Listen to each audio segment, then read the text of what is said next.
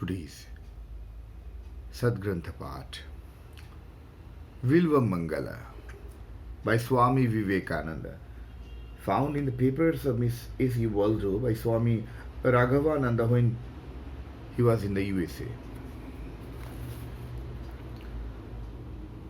This is a story from one of the books of India called Lives of Saints. There was a young man, a Brahmin by birth, in a certain village. The man fell in love with a bad woman in another village. There was a big river between the two villages, and this man every day used to go to that girl crossing this river in a ferry boat. Now, one day he had to perform the obsequies of his father, and so although he was longing, almost dying to go to the girl, he could not. The ceremonies had to be performed and all those things had to be undergone. It's absolutely necessary in Hindu society. He was fretting and fuming and all that, but couldn't help it. At last, the ceremony ended and the night came, and with the night a tremendous howling storm arose. The rain was pouring down, and the river was lashed into gigantic waves. It was very dangerous to cross, yet he went to the bank of the river. There was no ferry boat. The ferrymen were afraid to cross, but he would go. His heart was becoming mad with love for girl, so he would go. There was a log floating down, and he got that, and with the help of it crossed the river, and getting to the other side, dragged the log up, threw it on the bank, and went to the house. The doors were closed. He knocked at the doors, but the wind was howling and nobody heard him. So he went round the walls and at last found what he thought to be a rope hanging from the wall. He clutched at it, saying to himself, "Oh, my love has left a rope for me to climb." By the help of that rope, he climbed over the wall, got to the other side, missed his footing and fell, and the noise aroused the inmates of the house. And the girl came out and found the man there in a faint. She revived him, and noticing that he was smelling very unpleasantly, she said, "What's the matter with you? Why this stench on your body? How did you come into the house?" He said, "Why, didn't my love put that rope there?" She smiled and said, "What love? We are for money. And do you think that I laid down a rope for you? Fool that you are. How did you cross this river?" "Why, I got hold of a log of wood. Let us go and see," said the girl.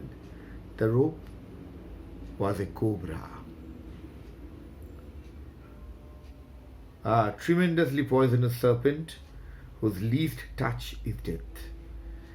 It had its head in a hole and was getting in when the man caught hold of its tail, and he thought it was a rope. The madness of love made him do it. When the serpent and its head in its hole and its body out, and you catch hold of it, it will not let its head come out.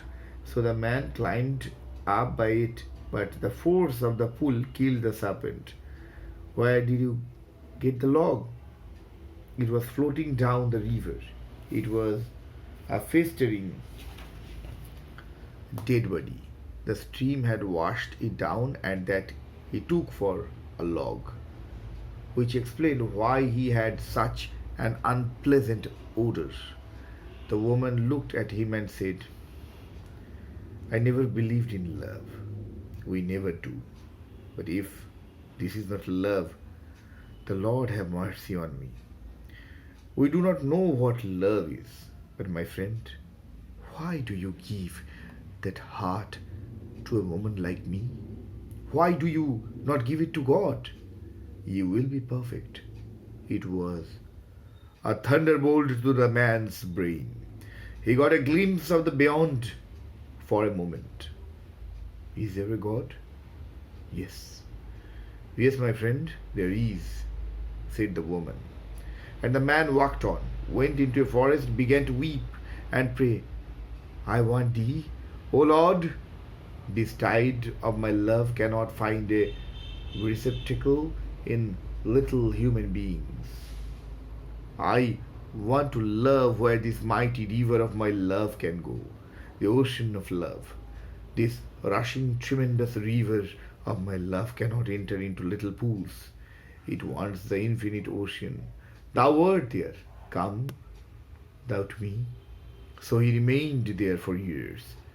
After years, he thought he had succeeded. He became a sannyasin and he came into the cities.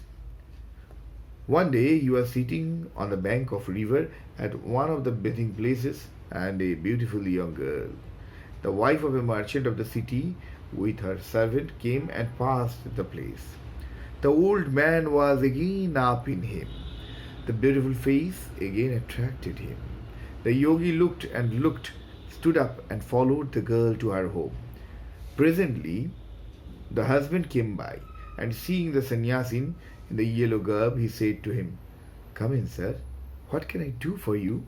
The yogi said, I'll ask you a terrible thing.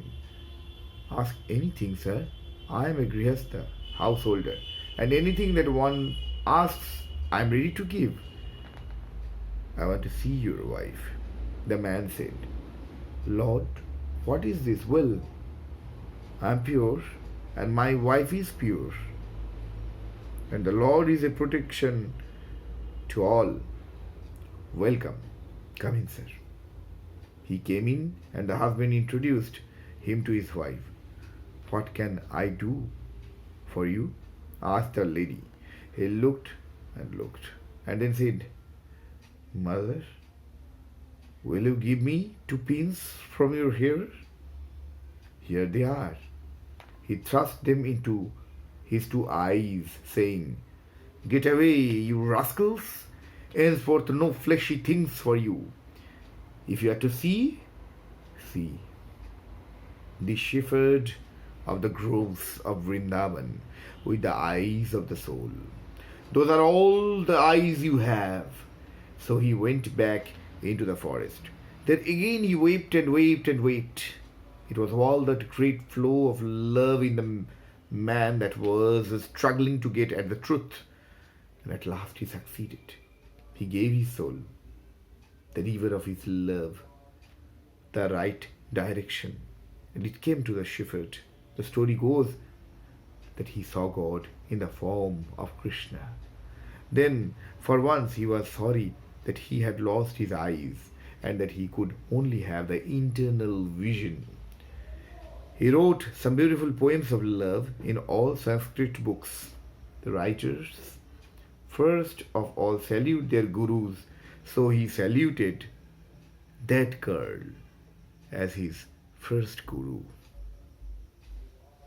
Taken from Complete Works of Swami Vivekananda, Mayavati Memorial Edition, 1989, Volume 5, page 485 to 488.